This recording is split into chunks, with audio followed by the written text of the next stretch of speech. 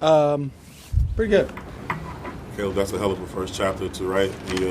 What's hopefully going to be a long story career at Lambeau. Does it feel like to come up here and with a chance to go down and get a game-winning drive and actually get it done?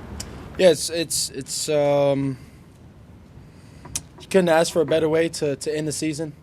Through all of what's going on, through all of coaches being fired, not playing well, myself, and then us losing many games in a row, 12, what was it, 10, 11, some crazy number. That being able to put Cairo in that same situation that we put him in, last game, him being able to relive that moment and not just relive it, but obviously put it through the uprights. And so being able to have that moment was great. Being able to have the first win of 2025, being able to have the first win since 2015 in Lambeau, being able to have the first win versus Green Bay in 10 games. And so it's, a first of a lot, and really excited about, this offseason, being able to grow for myself, the moves and people that we'll get to be able to grow and make a monumental jump for next year and be able to, start next season off right. Walk us through the throw to DJ. Yeah. So right in the huddle,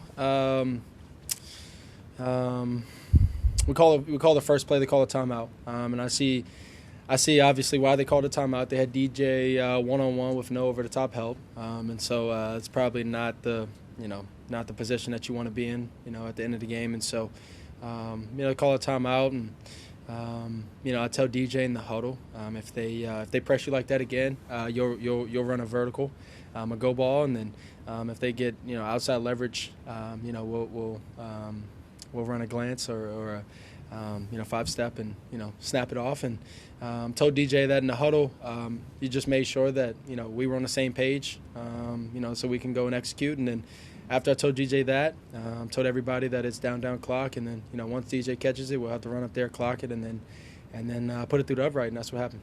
For the touchdown, margin for error there with the clock. How do you get the confidence of the group collectively to get that done with little despair?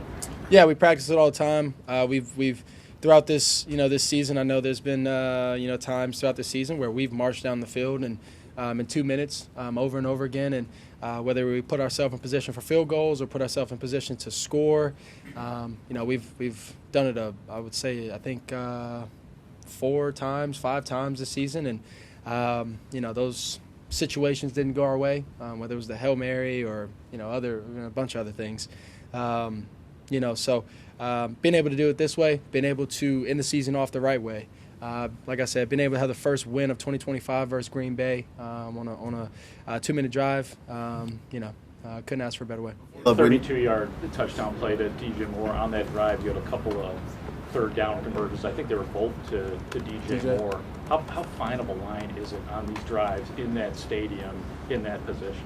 Yeah, to be honest with you, it's a wonderful stadium. I know Bears fans probably won't want to hear that, but I grew up an Aaron Rodgers fan, and then being able to actually be here and come out with the win, being able to be here and play on this field, being able to be here and see the history between the Bears and Green Bay, and come out with the win the way that we did. It was great. It was awesome. Great moment, and I can't wait to keep growing and keep having more of those moments. Thomas Brown said that you guys have had some pretty intense conversations in the last week. Yep. What has that been like, and how have you received that, and how helpful has that been? Yeah, it's been great. The way I grew up, I always respond to challenges. The way I grew up, I always respond well to people that tell me the truth. And so I would say that's what he did. And got to keep growing, got to keep going, got to keep, no matter the situation and how I'm feeling, got to find ways to be better, got to find ways to have games like this where it's tough and find ways to come out with the win at the end. You mentioned the team needing to take a monumental jump was your word in this coming offseason. What needs to change here, and what is your role in that? I think my role in that is being able to see where I can grow, whether it's on the field, whether it's off the field, whether it's in the locker room, or anything like that. Whether it's off the field and maybe having less people around, less distractions, less less time for other things, whether that's on the field and being able to decipher things faster on the field, whether that's being able to be more accurate, whether that's being able to have more game-winning drives, whatever it takes is kind of where I'm at for myself. And then for this team, just having the right people, the right people, and that's first.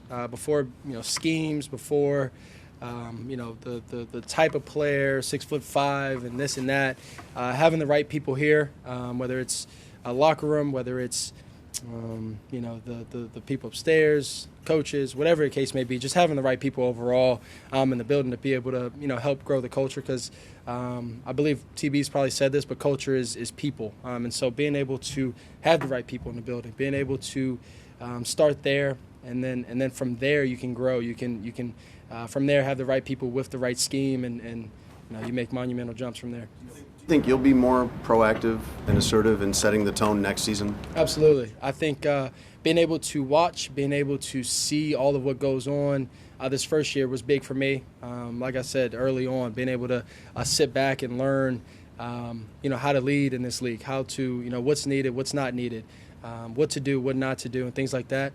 I think next year will be a big jump for me, and I'm really excited about it. Coldest game you played in? How cold was it? 10 or 12. Wind chill was 5. The ground was a little bit more slick, and so the ball is a little more slick, and so a glove with any type of wetness on the football or anything like that, it doesn't help out. So if it rains, I take off the glove. If the ground's a little bit more slick, I take off the glove, and then from there it's just go play ball. What's the process of getting competitively reset after DJ's fumble and knowing the game is where it's at and you got to get yourself ready to get back locked in? Yeah, the good thing is that it didn't happen on the their 30, 20-yard line, so they were super close, and so being able to have enough time on the clock was big. But being able to reset, I mean, the game's not over. I feel like when I'm on the field, the game's not over until the clock hits 0, and so being able to keep the competitiveness going. I had 58 seconds on the clock when we stepped out there, or 50 seconds or something like that. After the return, 54, and then I think it went down to 46 after the return. And so being able to, go out there, make plays, execute when it mattered most is always the most important. Not taking the sacks, especially in some of those critical situations. On that game-winning drive, early you get flushed out to your right, holding it, trying to find a guy, beat the end around, end up getting a horse collar. Then later on, they almost got you again, but you find just enough as you're going down to get the ball, at least in the direction of Cole, to avoid the sack or the intentional grounding. Is that in your mind? Is that part of the conversations that you and Coach Brown have been having about those key situations and taking those sacks? Yeah, it's definitely been on my mind. Being able to understand the situation, being able to understand it's okay to throw the ball to bounds. It's okay to when I'm getting sacked, throw it past the line of scrimmage, obviously, and near a guy and dirt it if I'm in the pocket. If I'm not, just throw it out of bounds, dirt it, whatever the case may be. Live to fight for another down, and that's what happened today.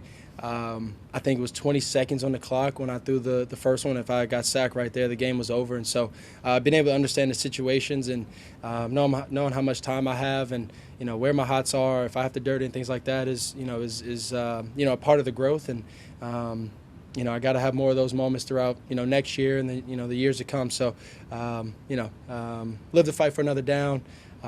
Is that moment and that mindset that I had at the end of the game. And I think offensive line, to be honest, throughout this whole game did a hell of a job. The first sack of the game was my fault. Letting I don't know if I can curse on here. Damn ball. Is that a curse word? I don't want to get fined. No, I won't say it. X that out. I didn't say that. Letting the ball go through my hands on the first one and very frustrating, but wasn't on them. And then from there, I think they did a hell of a job throughout this game, been able to keep me upright and, whether it was a run game or myself, been able to find a way to win the game at the end of the day. Caleb, now that you came in here and did get this win against the Packers today, what can you tangibly take from this to apply it to next year, the future, whatever? Yeah, sky's the limit, and probably more than the sky. So we got to find ways to, like I said, get the right people here, and from there grow, build the culture. And this is just a stepping stone. Like I said, the first win of 2025, and we got a lot more to come. Thanks, guys. Awesome. The Bears.